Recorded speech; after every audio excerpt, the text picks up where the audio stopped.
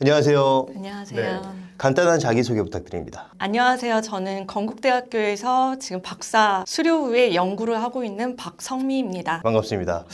오늘 제가 궁금한 게요. 애초에 시작조차 하면 안 되는, 만나면 위험한, 그리고 나를 망치는 그런 연인들의 특징이 있다면 어떤 특징이 있을까요? 첫 번째로는 사랑을 게임처럼 생각하는 분들이 있어요. 사랑을 게임처럼 생각하시는 분들은 내가 정복하고자 하는 상대가 되게 헌신적인 거를 좋아하는 사람이다. 그렇게 하면 그 사람이 원하는 모습을 이제 갖추려고 하죠. 위장을 하는 거예요. 나는 너한테 이렇게 너만 좋아하고 이렇게 헌신적이야 라고 하지만 이 사람의 진짜 모습이 아니기 때문에 길게 가지는 않죠. 게임형의 사람들이 무서운 게 그 사람들의 목표를 이루는 거에 초점을 맞추기 때문에 그게 뭐 뜨거운 하룻밤이 될 수도 있고 아니면 이제 여러 연인들을 두는 거일 수도 있고요. 그리고 결혼을 해서도 그 기혼자 몰래 다른 사람들을 이제 만난다거나 그냥 자기 욕구를 제일 최우선으로 해서 이제 들키지만 않으면 된다라고 하면서 그런 생활들을 이어가는데요. 거짓말이 들켰을 때도 그때도 이 거짓말을 덮기 위해서 위기를 모면하기 위해서 또 거짓말을 해요. 그 상황에 맞는. 그래서 굉장히 이 사람들은 잔머리가 엄청 좋은 거죠. 그래서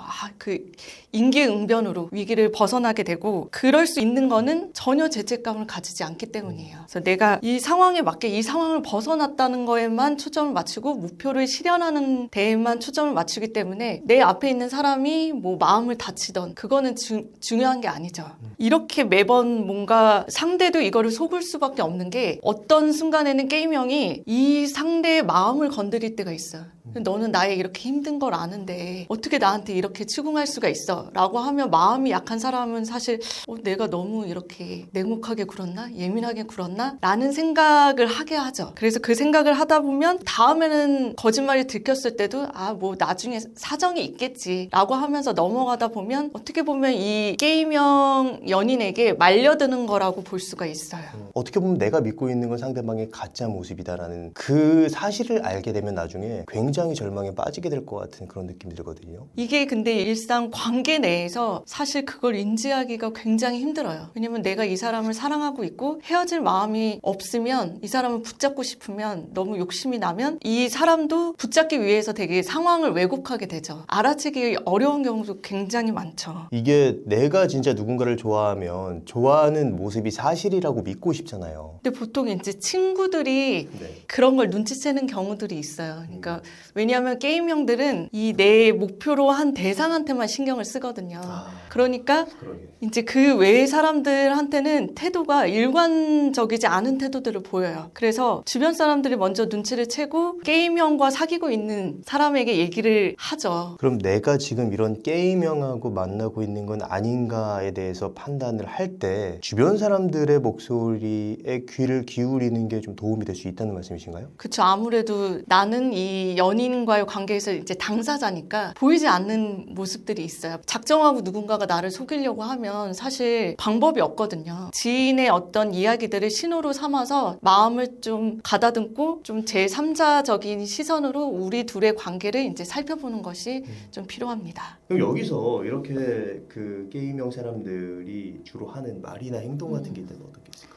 굉장히 임기응변이 뛰어난 분이기 때문에 어떤 주관이 있지를 않아요. 이게 특성이라고 볼 수가 있는데, 그러니까 같은 주제에 대해서 얘기를 했어도 전에는 뭐 이런 논리를 펼쳤는데 그 다음에는 완전 정반대의 논리를 펼치는 경우가 있어요. 보통 우리가 거짓말을 할 수 없는 어떤 기정사실이 있어요.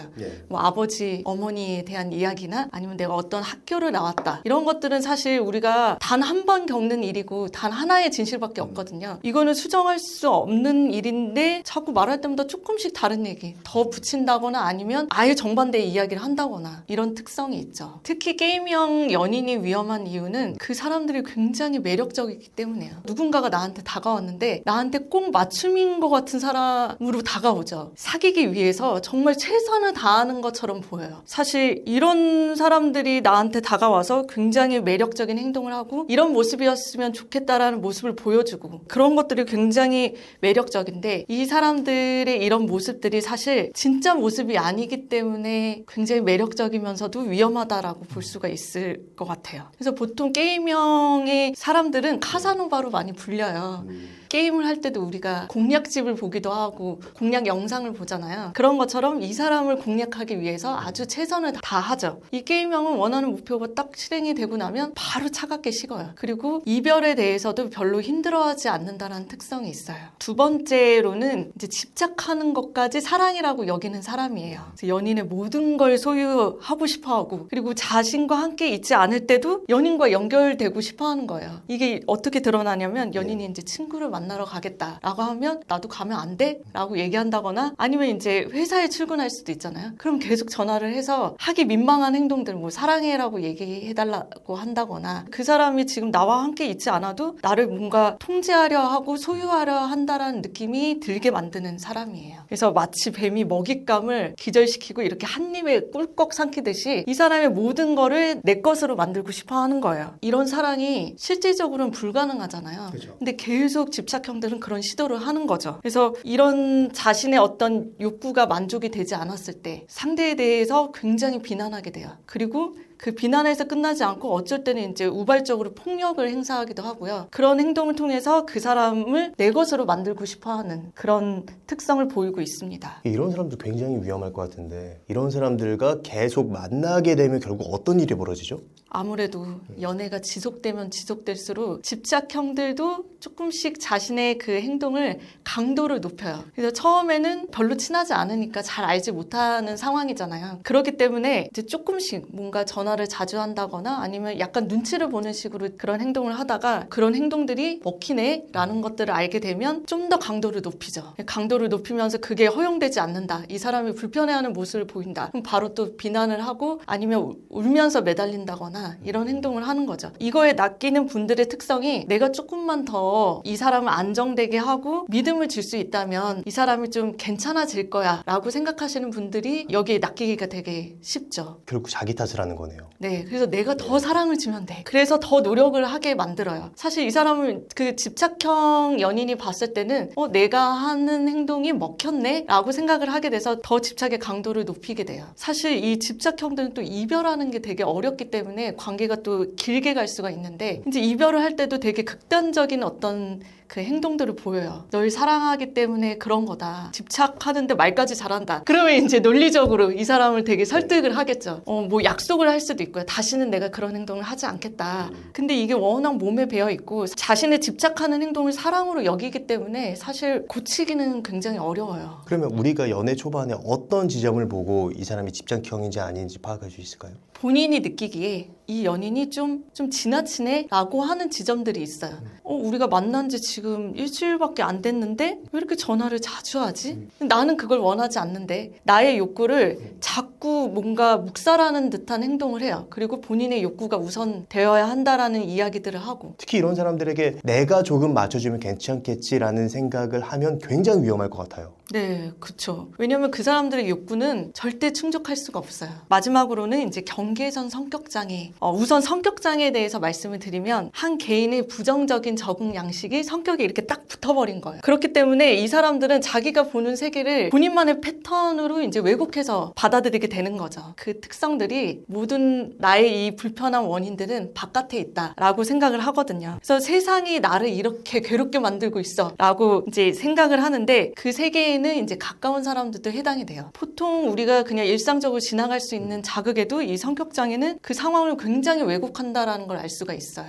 특히 연인 관계에서 위험한 경계선 성격장애는 네. 어떤 특징을 가지고 있죠? 이 사람들은 연인 관계에서 버림은 받지 않으려고 굉장히 최선을 다해요. 근데 원래 버림받지 않으려고 하는 건 다 똑같은 거 아닌가요? 네, 그러면서도 이 사람들은 그런 노력을 하는데 좀 정도가 지나치게 노력을 하는 거죠. 그러니까 성적으로 과감하게 유혹을 하기도 하고 어쩔 때는 되게 자해 행동을 한다거나 자살을 암시하는 말들로 상대를 붙잡고 싶어 하는 거죠. 그러니까 굉장히 극단적인 방식으로 상대를 붙잡으려고 하는데 이 사람들이 그렇게 연인을 붙잡는다 하더라도 거기에서 굉장히 큰 공허감을 느끼고 있어요. 그 연인과 함께해도 별로 행복한 모습을 보이지가 않아요. 자기가 이제 떠나가는 여인을 그렇게 해서 잡았는데도 그 목표를 달성했음에도 공허함을 느낀다. 네, 굉장히 그 만성적인 공허감을 느끼는 특성이 있거든요. 경계선 성격장애의 특성이 과대 이상화와 과소평가를 한다라는 게 있어요. 한 대상에 대해서도 과대 이상화와 과소평가를 계속 하게 되는 거죠. 경계선 성격 장애를 가진 사람과 연인이 되면 어떤 일이 발생하죠? 아마 여러분들도 되게 감정적으로 휩쓸릴 가능성이 높은데 이 경계선 성격 장애가 스스로도 되게 괴로워하거든요. 그러니까 자기가 누군지에 대한 정의가 굉장히 약해요. 나는 이런 걸 좋아하는 사람이야. 나는 이런 특성을 가지고 있어. 라는 그 상이 뚜렷하지가 않기 때문에 경계선 성격 장애와 만나는 사람도 사실 그런 극단적인 평가를 받고 본인 또한 자아상이 흔들리게 되는 거죠. 그래서 내가 이렇게까지 누군가를 상처 주는 사람인가 보다 라고 생각을 하게 되고 내가 이렇게 작은 노력으로 누군가를 이렇게 행복할 수 있게 하는구나 하면서 이 자아상 자체가 그 흔들리게 돼요. 그래서 같이 이런 감정의 폭풍을 경험할 가능성이 높다라는 게 있고요. 보통 이 경계선 성격 장애와 계속 만남을 계속하는 사람들은 이 사람의 모습이 부정적으로 자기한테 보이는 그걸 외면하는 데 있어요. 그래서 그 모습이 다가 아니다. 원래 진짜 이 친구의 진짜 모습은 나를 이렇게 천사처럼 바라봐주는 모습이다. 그리고 나머지 모습은 그냥 본인이 외면해버리는 거죠. 없는 것처럼. 그런 그 이상화된 그 칭찬을 계속 들으려다 보니까 이제 경계선 성격장애와 계속 만나게 되고 이제 고통을 계속 같이 하게 된다라는 특성이 있습니다. 이렇게 서로의 어떤 약한 부분이 맞물려 갈 때 그 관계가 굉장히 고통스러우면서도 지속 가능성은 있게 되는 거죠. 그런데 그 지속 가능성이라는 게 긍정적인 방향으로 가기는 좀 어려울 수 있다. 그래서 밖에서 보면 사실 이 연인들의 지인들은 아니 이렇게까지 둘이 힘들어하고 서로 고통을 주면서 왜 사귀지? 라고 하는데 본인들은 그 역동을 서로 주고받는 거예요. 그래서 사실 경계선 성격장애는 연애뿐만 아니라 안정적인 대인관계를 유지하는 것도 굉장히 어려워요. 경계선 성격장애의 특성 중에 굉장히 가슴아픈 특성이 있는데 가장 본인이 행복할 수 있는 순간에 일적으로는 가장 성공의 순간에 스스로 그걸 무너뜨리는 그런 특성이 있거든요. 스스로 무너뜨린다고요? 네. 그러니까 본인이 스스로 불행한 순간으로 만드는 거죠. 왜요? 어쩌면 이게 이 경계선 성격장애의 충동성 때문에 빌어지는 건데 본인은 내면적으로 굉장히 불안하기 때문에 그 불안을 사실 어떤 그 상태로 받아들여요. 그래서 자기가 행복하면 안 된다. 자기는 성공하면 안 된다. 라고 생각을 하기 때문에 버림받지 않으려고 행동하지만 버림받을 만한 상황들을 계속 만들고 성공하고 싶다고 얘기를 하지만 가장 성공할 순간에 그걸 무너뜨리는 행동들을 하죠. 그러니까 본인이 혼란스럽기 때문에 자기의 상황도 그 심리와 일치시키는 맥락이라고도 어떻게 보면 볼 수도 있겠네요. 네, 그렇죠. 예. 피해야 되는 유형들을 말씀드렸는데 사실 이 특성은 20대에 가장 크게 드러나요. 30대, 40대가 되면 직업적으로도 안정적으로 되고 여러 대인관계를 거치게 되는 나이잖아요. 그때에는 이 특성들이 조금씩 사라지게 되고 특히 경계선 성격장애는 1년 정도의 치료를 받게 되면 호전된다라는 연구 결과도 굉장히 많거든요. 그래서 어떻게 보면 내가 이런 특성을 가지고 있다면 치료를 받는 게 우선이 돼야 될 것 같다라는 생각이 드네요. 그렇다면 내가 이런 사람들을 만나게 될 수 있잖아요. 이런 사람들을 사전에 좀 미리 알아차리고 피할 수 있는 방법이 있다면 좀 어떻게 하는 게 좋을까요? 제가 언급한 세 가지 유형이 연애하기 전에는 사실 그 특성이 강하게 드러나지는 않아요. 본인들도 사실 사회생활을 하기 때문에 위장하는 경우가 많거든요. 경계선 성격장애인 분들은 조금만 친해져도 사실 본인에 대해서 얘기하거나 아니면 상대에 대해서 세계에 대해서 얘기를 할 때 되게 비일관적인 모습, 극단적인 평가들을 이제 많이 한다라는 거를 볼 수가 있어요. 그것만 보더라도 이 사람이 좀 충동적으로 행동하고 감정이 굉장히 극단을 오고 가는구나 이렇게 눈치챌 수가 있거든요. 두 번째로는 이제 집착형은 그 특성이 조금 연애 초기에 보여요. 그래서 연애 초기에 약간 지금 우리가 별로 아직 그렇게 친하지 않은데 지나치게 나를 소유하려고 하네, 나의 욕구를 무시하네 이런 것들로 알 수 있거든요. 그러니까 불편하게 만들어요. 그러니까 나의 영역을 계속 침범하는 것 같은 느낌이 들게끔 하기 때문에 집착형은 연애 초에 딱 그 눈치채기가 되게 쉬워요. 그리고 게임형 같은 경우에는 사실 연애 초에도 눈치채기 어려울 수 있죠. 왜 알아채기 어려운 거는 사실 이 사람의 머릿속에 들어가서 이 사람의 목표가 뭔지를 알 수 있는 사람은 없거든요. 그렇죠. 목표를 이뤘을 때 이 사람이 그때 딱 태도가 변하는데 그 시점이 언젠지도 사실 외부 사람들은 알 수가 없거든요. 그리고 관계에 대해서도 별로 신뢰로운 태도를 가지고 있지 않아요. 이 세 유형은 본인의 욕구가 가장 우선시하는 유형이기 때문에 그런 신뢰로운 행동을 하기가 어렵다라고 볼 볼 수가 있습니다. 어떻게 보면 이제 키워드가 존중이라는 키워드로 상대방의 입장을 내가 조금 불편하더라도 헤아릴 수 있는 어떤 능력을 가지고 있는가 없는가 그거에 대해서 우리가 생각을 해보는 것이 하나의 또 이제 바로미터로 삼을 수 있지 않을까라는 생각이 들고, 그렇다면 내가 이미 그런 사람을 만나고 있다. 그러면 좀 힘들 것 같은데 어떻게 하는 게 좋을까요? 먼저 가장 유념하셔야 되는 거는 이 세 가지 유형과 이미 사귀고 계시다면 이 유형을 내가 바꿀 수도 있다라는 착각을 하시면 안 된다는 거예요.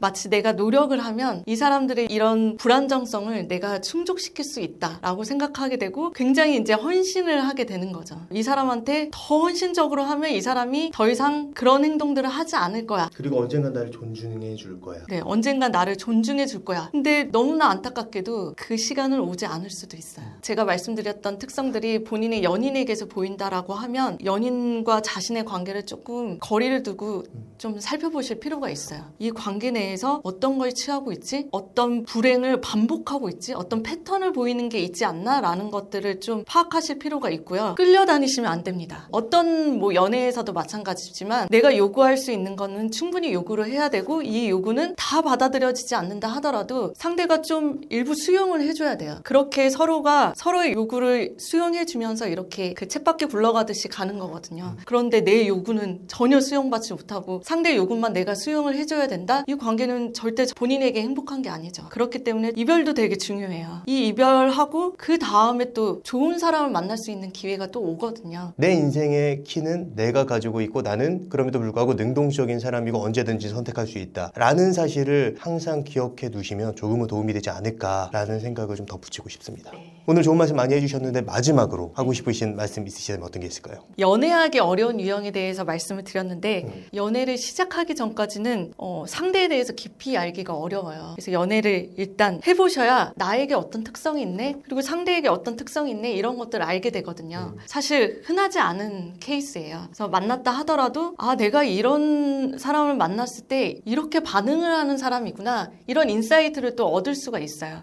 그래서 너무 연애를 두려워하지 마시라는 그런 당부를 드리고 싶고요. 이 연애라는 게 이제 장점에 대해서 말씀을 드리면, 연애를 하게 되면 자신에 대해서도 좀 깊이 알아가게 되고 타인에 대해서도, 그리고 세계에 대해서도 좀 깊이 알아가게 돼요. 근데 연애하기 전까지는 그렇게 자신을 흔드는 것들이 사실 많지 않아요. 연애만큼 한 사람을 깊게 영혼까지 흔들어 버리는 경험을 하지는 못하거든요. 일단은 두려워하지 말고 연애를 시작하시고 내가 이 연애를 통해서 인간에 대한 깊은 이해를 경험을 통해서 알게 된다라고 여겨주시는 게 좋겠습니다. 네, 오늘 박성민 선생님을 모시고 애초에 시작하면 위험한 그런 연애 패턴에 대한 이야기를 나눴습니다. 그럼 오늘의 심리학은 여기까지 하도록 하겠습니다. 좋은 말씀 해주셔서 감사합니다.